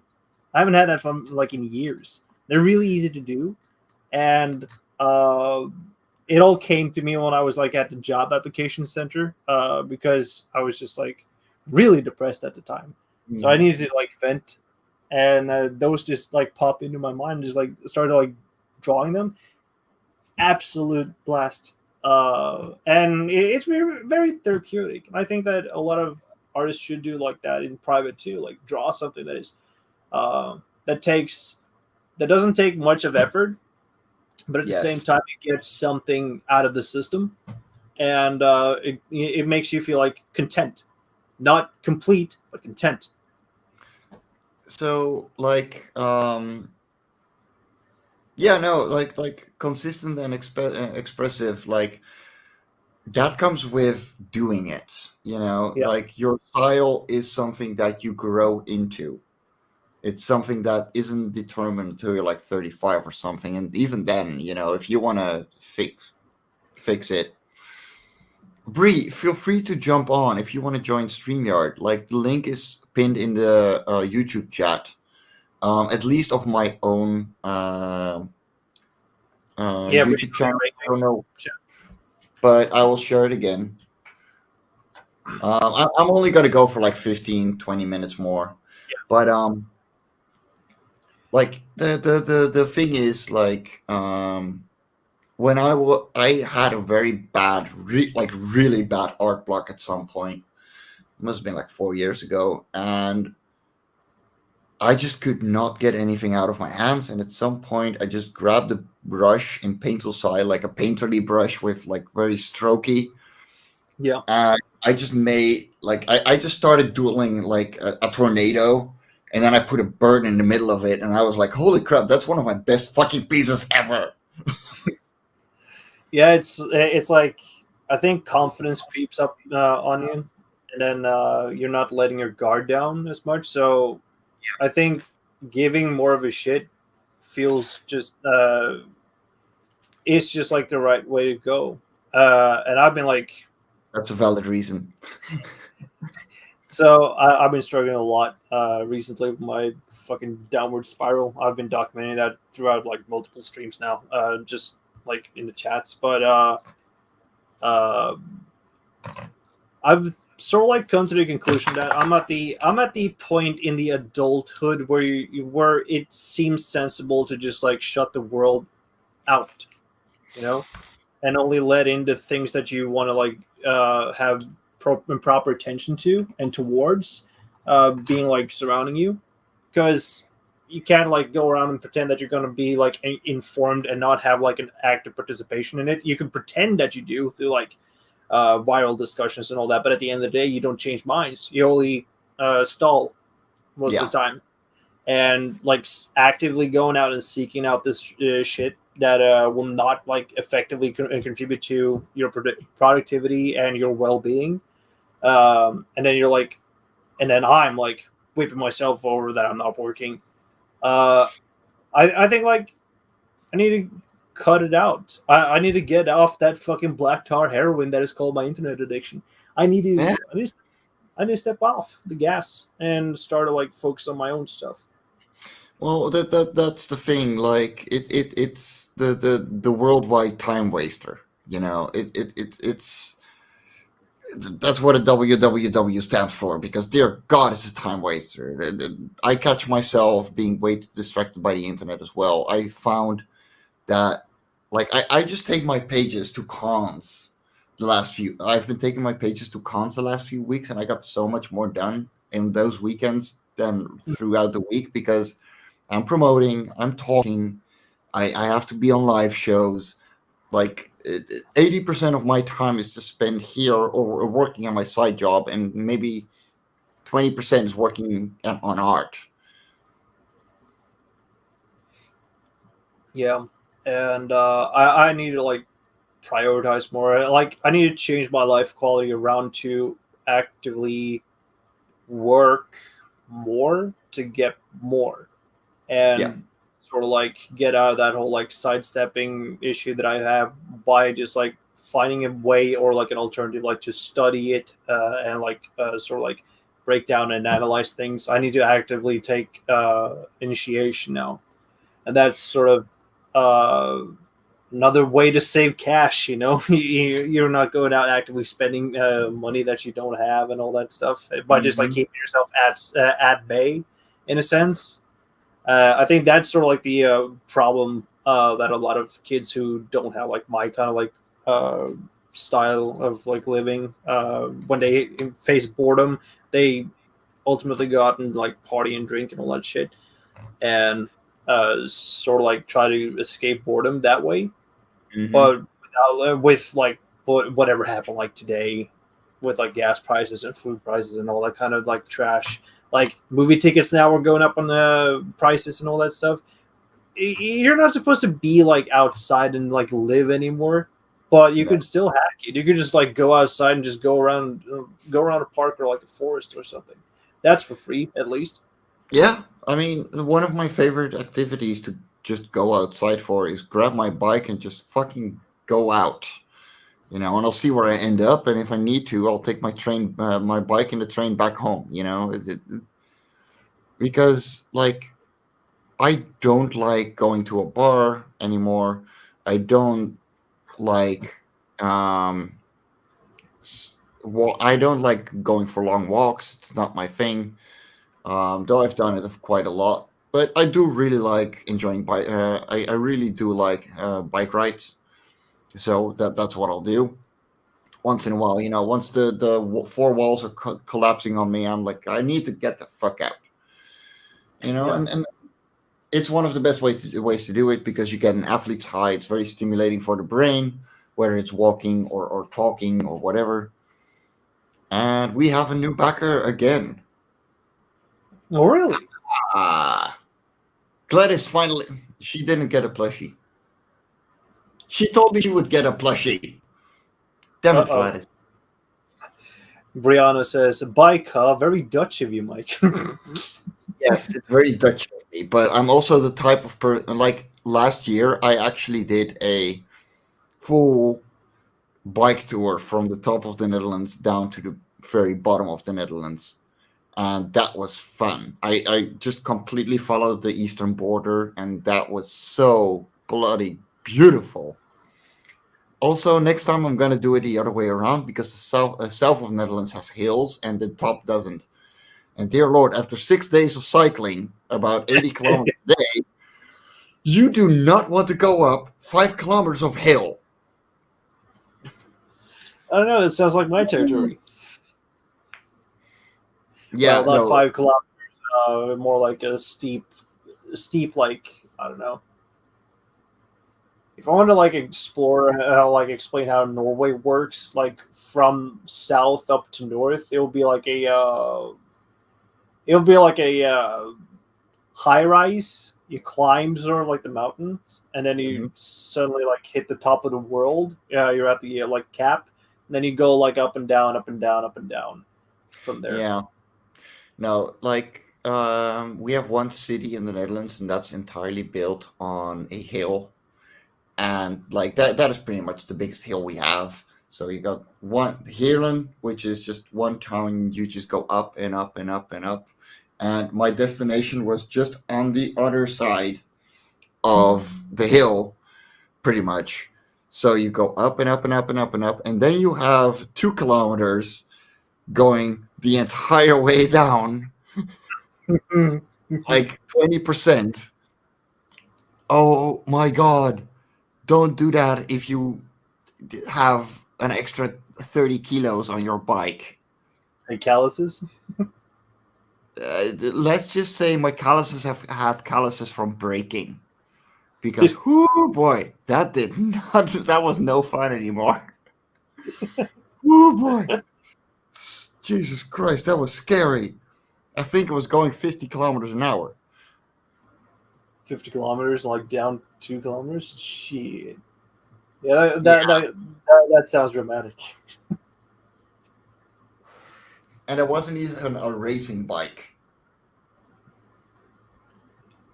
I used to live in Groesbeek and work in Lent, so I cycled downhill through Nijmegen. Damn it, I can't spell these names. God damn. I almost slipped and almost said a bad word, all right? I want to... But work spent all day digging in clay soil and then had to cycle back up the hill. Yeah. That's... No, it's Nijmegen. Nijmegen? Nijmegen. Nijmegen? Nee, Ja. Fan. Helvete, hvordan klarer du? Groesbeek, Lent. Wat die fan is, zie je dat dan? So the I and a J after one another is the Y sound. And the E and an I after one another is the Y sound as well. For some reason. Nijmegen? Nijmegen. Yep. Nijmegen. Okay. Yeah. I can't believe I have to like almost speak New Norwegian just like to get the thing. Nijmegen. Oh boy, oh boy, oh boy. God. It feels so great to just hang out and have fun again. Oh my god. I haven't been like on a stream like proper for a good 2 months now, I think. Yeah. I've been on chats, but I'm not like in discussion like this for a good while. And it feels great. I think I should do that more, but I got like a lot of fucking catch up to do. I'm so in the red because I have like this, the backlog for bone meal. Mm-hmm. I was so positive that I had like at least 3 weeks on my ass, but then I forgot to double upload last Friday, and I'm like, no, I'm too. I need to grind. So I had like the whole like whiteboard is just like pinned up with a lot of like outlines and all that stuff. I got like 10, 11 outlines thrown up. Nice. And I like to whip myself to like go draw them, and at the same time I have to like render out the VIPs, and it's gonna be hectic. I'm hating myself for doing like putting it off, but this is what I get for like watching fucking anime almost like 2-3 weeks in a goddamn row. Yep, I know that one. Excruciating. No, it's so you're so easily distracted, and yeah, having written down goals help, but like I can tell you, like the January and February, like fucking winter depression is real, and I feel it every single time.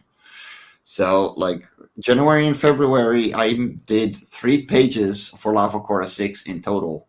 I wanted to be done with Life On Cora 6 in February, or around this time at latest. So yeah, it you got to take it as it comes, because like see, like while it's bad right now, I do project that it will be better like 5 years forward. or 10 years at least. I'll give it a decade, sort of, because I want to see like a way ahead of me. And having done a lot of the work that I have been setting myself up for, it's not going to be that hard once I like conquered the resistance of having like that output. So by 10 years, you'll have a lot of work that is going to that have gone down a pipeline that are being like cleared out of the whole vault that I've been like building up for the last 4 years, 5 years even. And when that's over and done with, I'm in a flow. I won't have that much of like a problem. And I think like a lot of the pro authors out there have that experience in that they have done they have not only like earned the restitution, like they can like take proper rest, but they also have like less on their mind because now that they've been going through the ringer, they can now like go into more like fluency, and that just like produces more productivity, like an upscaled productivity, but that flattens. So there will be like a momentum until like a certain point or whatever that they'll be like either up or down, depending. At this point, I think I'm at about 500 comic pages that I've drawn since I started in 2017. So, you get into the flow, you learn how to finish things.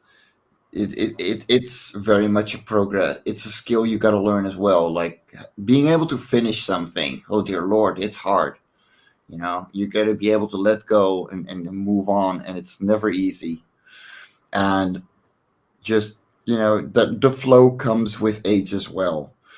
Yeah. Like in the last 2 weeks, I made 8 pages for Life On Cora 6, compared to 3 pages in 2 months before that, because the flow is back. And it didn't help that I launched Life On Cora 5 in January, halfway. So I was pushing that. I was doing a lot of midnight shows because American times, and I was just spent. The first weekend I did like 11 shows. Like I was. So yeah, I'm not like I don't see myself like being there, like going on doing crowdfunders like that. For me, it's going to be a whole different experience altogether. And I can't wait to like see how that fares out in comparison to how the other creators that I've been like in dialogue with have been like doing it for their turns, and how they're like been coming up and all that. Because I'm focusing more on doing online stuff. It's just the best alternative, and I really do hate to say that, but it's just like more. It's just more viable for me to do it, because it's the problem with like print and the problem with like cost of travel and all that stuff, and then you got like there's so much logistics that you gotta like. Oh, here's the thing that you got to keep in mind. There is no wrong way to making art. If the digital way is the one that you're going to take, then that is your way, and you should do it. Not like there's nothing wrong with that. Like even the guy last year with God, Hasta la Pasta or something, or Pasta la Vista. That closed down their very successful Kickstarter because they went to webtoons instead. You can be like, okay, I wouldn't have done it. On the other hand, the quality and the style was there to the point where if they continually create, they have the credit to turn into one of the most successful webtoons possible and become an original. So in that regard, I fully get them. But it's weighing it off, and me personally, I am doing it to hold my comic in my hand. That is me. That is a lot of people, but that doesn't mean that I'm not using that I'm not using Tapas as a mirror for Life On Cora. It's still on there. I still upload it every single time the new issue releases, and yeah, why wouldn't I? Like it's extra eyes. Whatever way you try to go, it's your way. If you can make it through Patreon, do Patreon. It's Nobody not only cares. that, but it's just like the discontent, really, for me, has always been like I'm in a competitive space that I see that there's a limited supply and a limited demand. And I don't see a lot of new blood coming in or new eyes being like coming into it, unless that people going on actively out in cons and try to expand their brand physical, like in a proper like physical space, and uh, to do like crowdfunding. I would say that it only goes as far as to have like trust and like repeat customers and all that stuff, but once you like do one fuck up, you're risking of like totally collapsing, and that's not Yeah. like that's a huge toll to pay, really, for like that amount of success that you're gonna like project that you want to have, and at the same time, it's not a guaranteed promise that it will be people that will come back because of sour experiences on other like parties. So Yeah. like that whole in crowd policing about like holding other people accountable has become really fucking irritating to me. While I want to do like my own kind of like thing and try to work from there, it shouldn't have like a spillover effect or at least like guilt by association if somebody Yes. else fucking it over. And So and for me, I'm just like I want to see like comics that I have never seen before, and I don't see that a whole lot in like crowdfunding. There are one of kinds there, but as for me, I just see like a very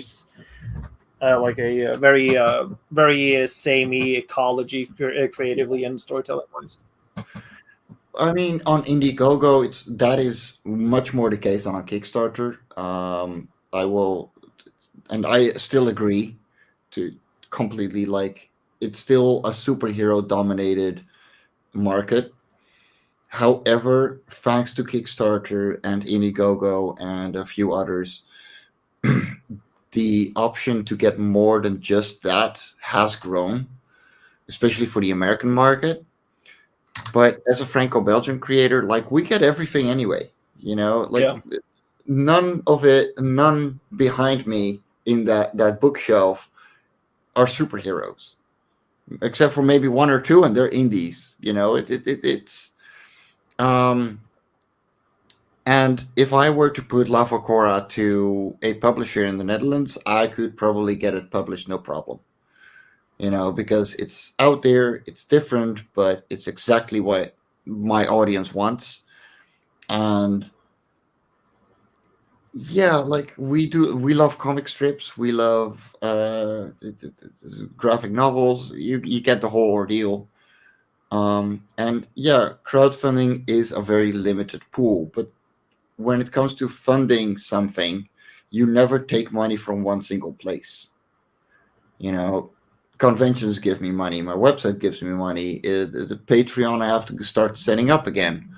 Um, there, it needs to flow from all kinds of places. You're never gonna get, like, if you take only one source, you're cutting your own fingers. Once that source dies, you're done. See, that's sort of like also the problem, I think, and I'm not gonna like drag it down, but there's a definite space for criticism when it comes to like thinking single stream income and then not diversifying. And I see a lot of creators from a sideline not focusing on trying to expand a brand onto other platforms so they can release content that are for free. There are a few that have done the deal like. Tim Lim with Captain America. No, not Captain America, but Common America. They've like Oh teamed yeah. up with other creators like Merryweather Comics, who does comics for them on Webtoons, and the that's sort of like the avenue that you should also appeal to market wise, so that you will get young audiences to like get hooked, but then also lead everything back to Rome. Every road's got to go back to Rome, and that's sort of like a structure that I want to like at least try to aim at when it comes online, at least. Yeah. So whenever I'm like doing a comic, I hope that I really pray that it will be like ending up like it was in some weird subreddit or whatever, just like being discovered, and then just like, oh my god, there's an influx of people who just like found it just randomly and casually, just like found it funny and all that. That would have been like sweet. That's my sort of like envisioning of like the internet, because I'm not limited myself like to only social media in that sense. So there's definitely like uh, potential out there, but it's sort of like people play up the cost of time being an issue, Mm-hmm. and that sort of holds them down in a sense, like going for like crowdfunders, like the straight crowdfunding, like a campaign or whatever, because that's like the go-to model, and it's definitely targeting a demographic now that has been like disgruntled and all that with CG and stuff, and also like the whole like loading onto physical things, like Mm-hmm. all the like physical rewards and all that stuff. I don't see a point in it. I just want to make comics at the end of the day. Well, that too is why like the plushies are, for me Yeah. personally, like that's something I wanted, so I'm making it. But if you look on the campaign, the only thing I'm giving as add-ons are extra comics. You Yeah. know, all the That's extra smart. challenges is all stretch goals. I'm not gonna make like all kinds of extra things because yeah, that would give me more money. But like, back my comic for my comic Yeah. and read my For comic for my comic, and yeah. if you are not sure about backing it or not sure if it's your thing, or if you want to get it for your kids, get them free to read on tapas. It's that simple. It yeah. So like the comic at least should like have like the first priority, but when I see it's being like this whole like mixed media approach to it, like having to like franchise your whole like campaign and all that, what sort of like what sort of point are you setting up, and what standard are you chasing after? Because that's been like an internal problem too, that it's become like a high bar, or like a rising Yeah. like uh, limbo bar. So like, get under at least that you're like servicing the customer. Yeah, but customer service can exist in other like functions, and it doesn't have to be exclusively just physical things. Actually, having some other people hired and to do some like short stories or whatever could help a long way too. Or Yeah. trying to like create a secondary or tertiary IP. Really, like Yes. the whole reason why I do Bone Meal now is that I have one free IP that is like free for everybody to read, so that they will have like an experience, at least one type of it, and then see if they will be baited into like getting into my other stuff coming in the future. Well, and that's the thing too. Like I started with Sage of Sunset, which was way too big of a graphic novel. I started rewriting it because I'm a much better, much more experienced creator by now. Still not really a writer, but I'll take my losses. Um, but yeah, that hit off. Like, I still have people asking me like 3 years after I went on hiatus, going, "So when are you gonna finish that story?" Because yeah, I actually enjoyed it. The art sucks, but I had a solid story going. But those same people were the first ones to back Life On Cora too. They actually pre-ordered from our website. We didn't even do crowdfunding for Life On Cora 1. No, we had like 50 people pre-ordering Life On Cora 1. What are you doing over there, little one? Skulking. Give me No, food. no, she's playing with her exercise ball. There's like treats in there, and she's going all around the house with it. Now she's staring at me, going, "How dare you interrupt me?" That reminds me, I do have like an exercise ball for my cat, but I don't know where it is. I usually take like the duck plushie he's got and fill it up with like what is it called? Catnip? Shit, catnip. Yeah, that's the stuff. Just throw it around the room, going ballistic. Oh yeah, she's got a little squirrel that you can put catnip in as well, and she loves it. It'll go all around the house, and then eventually I have to pick it up from under the couch because she will meow at me for as long as possible until I actually get it again. We were like lucky that the room for my roommate wasn't open because the turtle he's got a pet turtle, had jumped out of the aquarium. Oh shit! The other night, and crawled under the bed, and we suspected that the cat might have gotten in and taken him, but luckily that didn't happen. So yeah. Anyway, I think that we should like end it here. It's past 12. Yeah, we should shut down. We are shutting down like mentally. Yeah. Yeah, Brianna, you take care and sleep well. You take care too, sweetheart. I'm gonna share the campaign one more time. So we are currently at 812 euros with 54 backers. Oh my god, that is 10 more than the last campaign. Holy crap. Really? Guys, 362% funding. Holy fuck. $15 away from $2,000. Come on. That's right. We can hit that 2K goal in dollars at least. We can do this. We 2K. have the technology. We have the comics. You got the touch. You got the power. Come on. I have the power. Anyway, guys, stay awesome. Stay lovely. We have 8 hours left to go on this campaign, and I really sincerely hope you'll check it out, share it out, and have a wonderful night.